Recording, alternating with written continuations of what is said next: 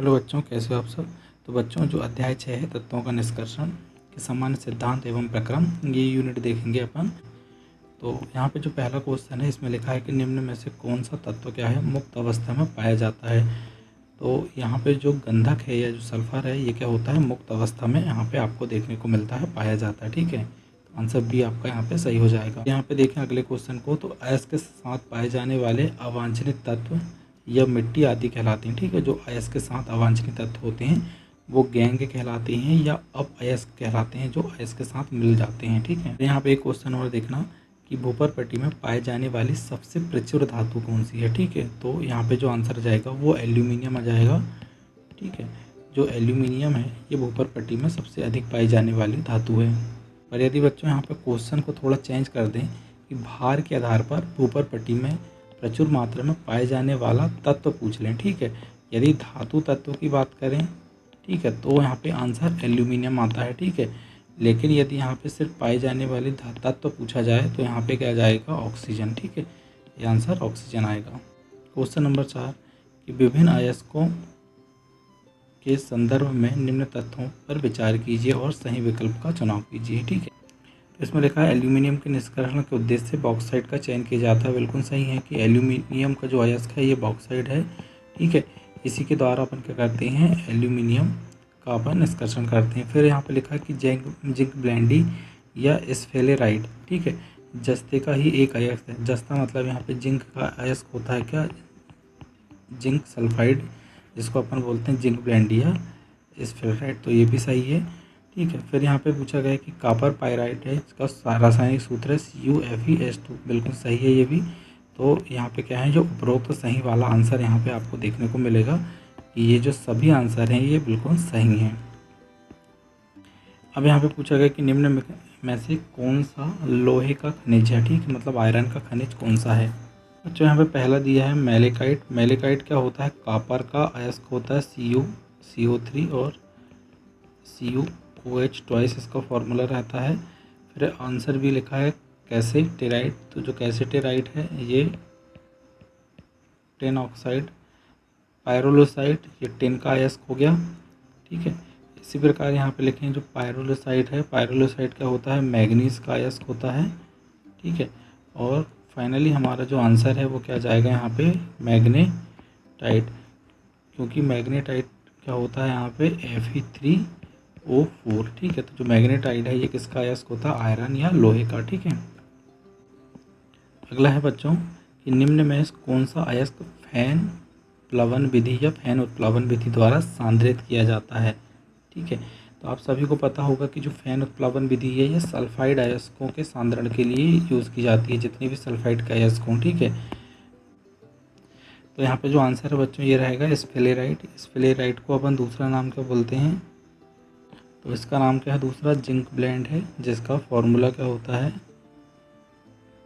ZnS। ठीक है, तो जितने भी सल्फाइड के अयस्क हैं, ठीक है, ये फैन प्लावन विधि द्वारा सांद्रित किए जाते हैं। ठीक है, तो यहाँ पे ये क्वेश्चन और अलग अलग तरीके से पूछा जा सकता है, जैसे यहाँ पे जिंक ब्लेंड हो गया। ठीक है, जिंक सल्फाइड, या जो लेड सल्फाइड है जिसको अपन गैलेना बोलते हैं, या फिर एक और आंसर यहाँ पे आ जाएगा कॉपर पायराइटेज। ठीक है, CuFeS2। ठीक है, ये जो तीनों यहाँ पे अयस्क हैं या जो खनिज हैं, ठीक है, इनका सांद्रण अपन फैन प्लावन विधि से कर सकते हैं। ठीक है, क्योंकि तीनों में सल्फाइड है ना।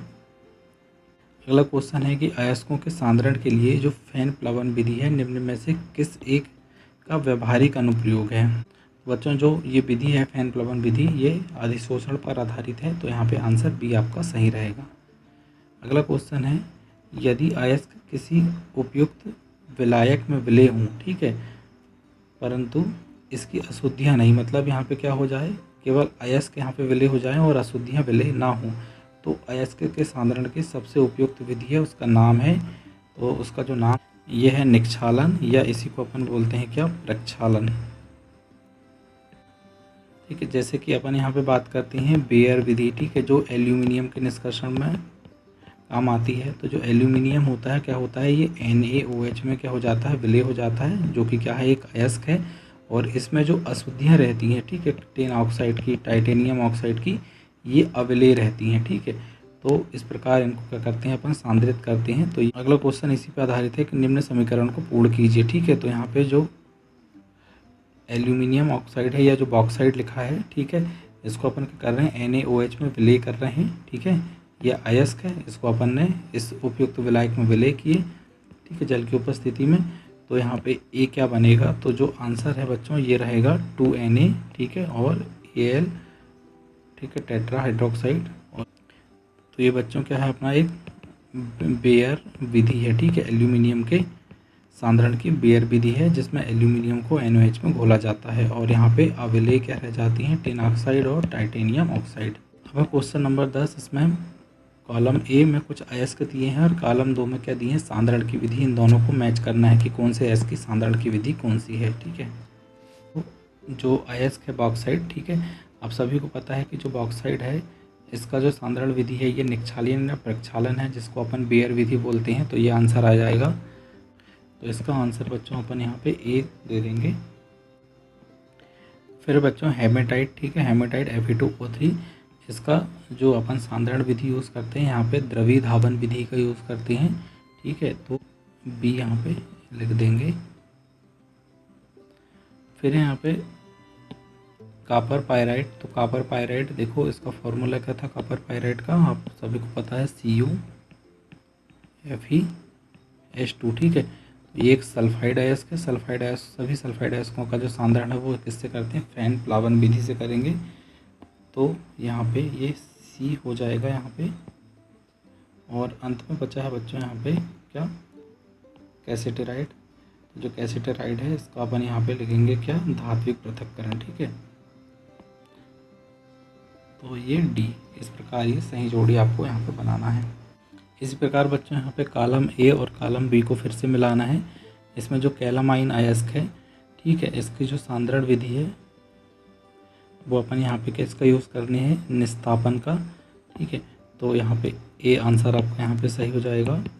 ठीक है, फिर यहाँ पे बात करें जो कॉपर मैट है, तो जो कॉपर मैट है ये किसके लिए यूज़ होता है, कॉपर एवं आयरन के सल्फाइड के लिए। ठीक है, तो यहाँ पे ये इसका बी आंसर सही रहेगा।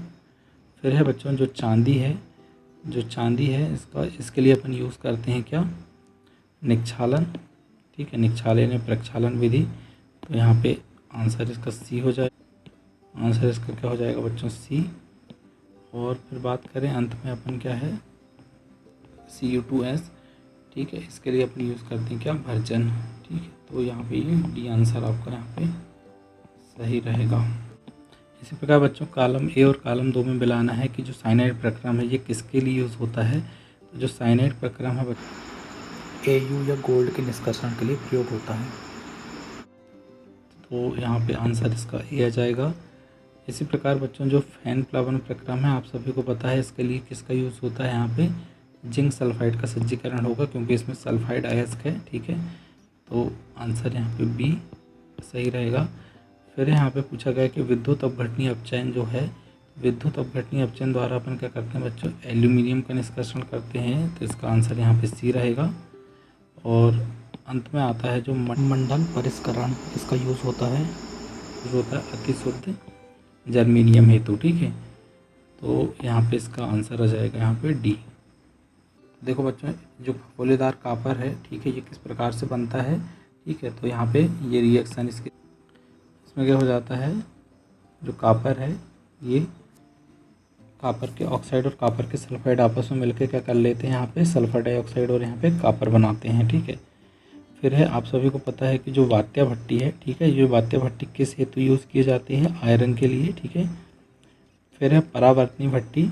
ठीक है, तो जो परावर्तनी भट्टी है बच्चों ये आयरन के आयस्क और सिलिकॉन के ऑक्साइड आपस में मिलके ये यौगिक बनाते हैं। ठीक है, ये परावर्तनी भट्टी द्वारा होता है। और जो हाल हेराल्ड प्रक्रम है ये एल्यूमिनियम के लिए यूज़ होता है। ठीक है, किसका बच्चों, एल्यूमिनियम के लिए, है ना।